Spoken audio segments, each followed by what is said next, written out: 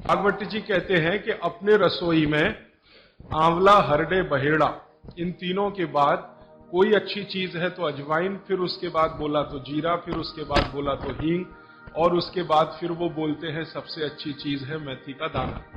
इस मेथी के दाने के बारे में इसकी जो विशेषता है मेथी की, ये वात नाशक है और कफ नाशक है। वात और कफ दो बीमारियों को जड़ से खत्म करने की शक्ति इस मेथी में है। मेथी पित्त को बढ़ाती है, वात को कम करेगी, कफ को कम करेगी, पित्त को बढ़ाएगी। इसका मतलब यह हुआ कि मेथी उपयोग अगर आप करते हैं तो वात की बीमारियां खत्म हो जाएंगी पूरी तरह से, और कफ की बीमारियां खत्म हो जाएंगी पूरी तरह से। पित्त की बीमारियां बढ़ सकती हैं क्योंकि मेथी पित्त को बढ़ाती है। तो जिन लोगों को पित्त की बीमारी पहले से है, उनके लिए विनती है कि वो मेथी का उपयोग ना करें। जिनको पित्त की बीमारी पहले से है, वो मेथी का उपयोग ना करें। पित्त की बीमारी आप समझते हैं, एसिडिटी होना, हाइपर एसिडिटी होना, अल्सर होना, पेप्टिक अल्सर होना, मुंह में पानी आना, खाने का हजम नहीं होना, खाना खाने के 2-3 घंटे बाद भी खाने का टेस्ट मुंह में रहना, डकारे आना वगैरह वगैरह, हिचकी आना, ये ज्यादातर पित्त से जुड़ी हुई बीमारियां। तो मेथी के लिए भागवत जी कहते हैं कि पित्त के रोगी छोड़कर वात और कफ के रोगी इसको भरपूर मात्रा में ले सकते हैं। अब वात की बीमारियां अगर आपकी हैं, घुटने दुखना, कमर दुखना, कंधे दुखना, जोड़ों का दर्द हो, मेथी का उपयोग जरूर करें।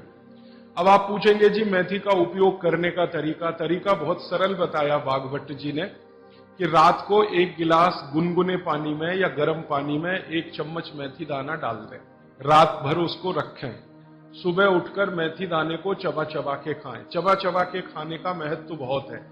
कई लोग मेथी की फंकी लेते हैं, पिसा हुआ मेथी होता है ना, उसकी फंकी लेते हैं, लेकिन फंकी का महत्व इतना नहीं है जितना चबाकर खाए हुए मेथी का है। क्यों? कारण उसका यह है कि जैसे ही मेथी आप चबाते हैं, लार बनना बहुत तेजी से शुरू होती है, क्योंकि मेथी का जो स्वाद है ना, वो कटुक है, कषाय स्वाद है उसका।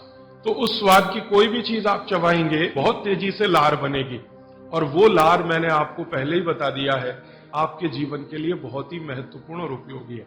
इसलिए मेथी दाने को चबाकर खाने का असर बहुत गहरा और बहुत अच्छा होता है। तो आप मेथी दाना नियमित रूप से अपने घर में रखें, रसोई में रखें, उसका उपयोग करें। इस मेथी दाने के लिए एक बात वैसे मैंने महसूस की है, हमारे ज्यादातर घरों में अचार जितने भी बनते हैं सब में मेथी होती है ज्यादातर। तो आप भागवत जी की बात अगर मानते हैं और सुनते हैं, तो जो भी अचार में मेथी है वो अचार नहीं है, औषधि है, दवा है। माने आप कभी भी अपने जीवन में ऐसे अचार खाने से परहेज ना करें जिसमें मेथी है। मेथी है तो जरूर खाएं, वो चाहे आम का अचार हो, चाहे कोई भी दूसरा, नींबू का हो, या जो भी अचार आप डालते हैं, अगर मेथी है तो जरूर उस अचार को आप खा सकते हैं। कुछ अचारों में मेथी के अलावा ये भी होती है, अजवाइन होती है। अगर अजवाइन है तो आप जरूर अचार खा सकते हैं, क्योंकि महत्व की बात जो आपको मैं समझाना चाहता हूं वो ये कि किसी भी अचार पर, किसी भी फल पर औषधियों का असर फल से ज्यादा होता है। जो विज्ञान की बात है वो ये कि आपने अचार डाला, तो मान लो आम का फल था, आम के फल का अचार डाला, अब इस पे मेथी पड़ गई या इस पे पड़ गया ये अजवाइन पड़ गई, तो अजवाइन और मेथी दो ऐसी औषधियां हैं जो दूसरे के प्रभाव को बहुत कम और अपने प्रभाव को बढ़ा देती है। तो कई लोग ऐसा घबराते हैं ना, मुझे अचार खाना तो अच्छा लगता है लेकिन खा नहीं सकता क्योंकि मुझे ऐसी तकलीफ है। मैं आपको ये कहना चाहता हूं कि अगर मेथी पड़ी हुई है किसी भी अचार में और आप वात के रोगी हैं या आपको कफ की तकलीफ है, तो बेझिझक वो अचार खाइए, तो अचार के साथ मेथी जाएगी। और अचार में पड़ी हुई मेथी का असर वो 20 गुनी ज्यादा होती है। तो इसलिए अचार में पड़ी हुई मेथी जितनी पुरानी होती जाएगी आपको उतनी ही लाभकारी है। और ठीक यही बात उन्होंने अजवाइन के लिए लिखी है कि अजवाइन अचार में पड़ गई है तो आप समझ लो कि वो बहुत गुनी बढ़ गई है। कोई भी MBBS MD डॉक्टर से पूछ के देख लीजिए, उसके बारे में कुछ नहीं जानता, और चूंकि वो जानता नहीं है तो अनजाने में कह देता अचार मत खाओ जी, हाँ नहीं तो ये हो जाएगा वो हो जाएगा। उसको ये मालूम नहीं है कि मेथी दाने का अचार है, अजवाइन का अचार है, जीरे का अचार है, हींग का अचार एक बनता है। तो भागवत जी कहते हैं कि जितने तरह के फलों के अचार हम बनाते हैं उसमें आयुर्वेदिक औषधि अगर पड़ गई है तो वो फल का असर कम है, औषधि का असर ज्यादा है। और आयुर्वेद की औषधियों को कुछ विशेष कॉम्बिनेशन में तेल के साथ अगर आप उपयोग कर रहे हैं तो असर सबसे ज्यादा है। थोड़ा आगे बढ़ते हैं। वो हमारे रसोई घर में एक चीज के बारे में बहुत बखान करते हैं, माने बहुत बढ़ाई करते हैं। वो ये कहते हैं कि जो लोग खाने के बाद पान खाते हैं चूना मिलाकर, वो जिंदगी भर वात के रोगी होंगे नहीं। जो खाने के बाद पान खाते हैं चूना मिलाकर, वो जिंदगी भर वात के रोगी होंगे नहीं। माने चूना, वो बोलते हैं, सबसे बेहतरीन वातनाशक औषधि है। मेथी का दाना तो है ही, चूना उससे थोड़ा 1 डिग्री ऊपर है। मेथी दाने से चूना सबसे अच्छी वातनाशक औषधि है। चूने के बारे में भागवत जी का बहुत बहुत रिसर्च है, बहुत रिसर्च है। और वो ये कहते हैं कि ये भगवान की दी हुई प्रचंड मात्रा में अद्भुत ऐसी चीज है जो आपके बात के सब रोगों को दूर करेगी। माने घुटने दुखते हैं, कमर दुखती है, कंधा दुखता, चूना खाइए। शरीर में कैल्शियम जो है ना, कैल्शियम ये एक घटक है, माइक्रो न्यूट्रिएंट इसको कह सकते हैं अंग्रेजी में, सूक्ष्म पोषक तत्व है। ये कैल्शियम के बारे में जो गंभीर बात है आज के विज्ञान के हिसाब से, जो मैं कहना चाहता हूं, भागवत जी ने तो 3500 साल पहले कह दिया, आज का विज्ञान उसको प्रूव कर रहा है, कंफर्म कर रहा है। वो ये कि कैल्शियम की कमी अगर शरीर को है तो आपको 20 नहीं 50 बीमारियां आएंगी। कैल्शियम की कमी अगर है शरीर को तो 50 बीमारियां आएंगी। क्या क्या आ सकता है?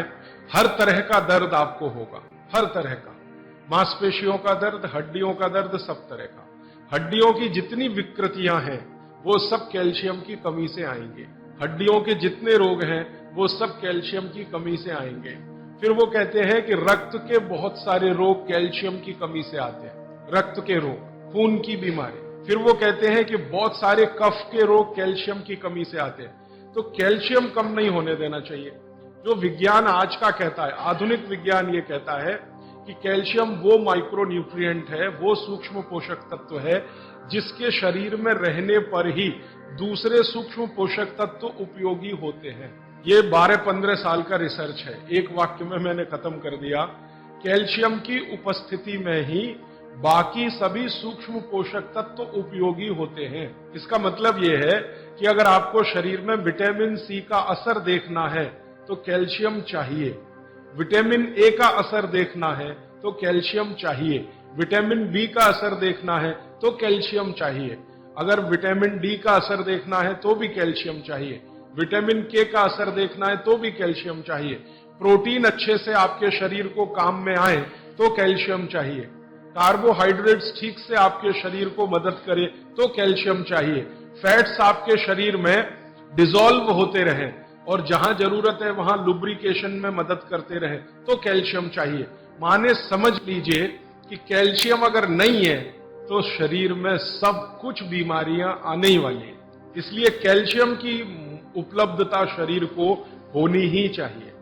अब इसके बारे में भागवत जी कहते हैं, आधुनिक विज्ञान ने अभी प्रूव किया, भागवत जी पहले ही कह गए कि हमारे शरीर की 40 वर्ष की उम्र तक, 40 से 45 वर्ष की उम्र तक जो कुछ भी हम खा रहे हैं इसी में से हमको कैल्शियम मिलता रहता है। सबसे ज्यादा कैल्शियम आप जानते हैं दूध में है, दूध, फिर दूध के बाद दही, दही के बाद मट्ठा, मट्ठे के बाद मक्खन, मक्खन के बाद घी, इन सब में भरपूर कैल्शियम है। फिर आपने खाया संतरा, मौसम्मी, नारंगी, अंगूर, द्राक्ष, जो भी खट्टे फल, आम वगैरह वगैरह, सब में कैल्शियम भरपूर मात्रा में है। फिर सबसे ज्यादा कैल्शियम फलों में माना जाता केले में है।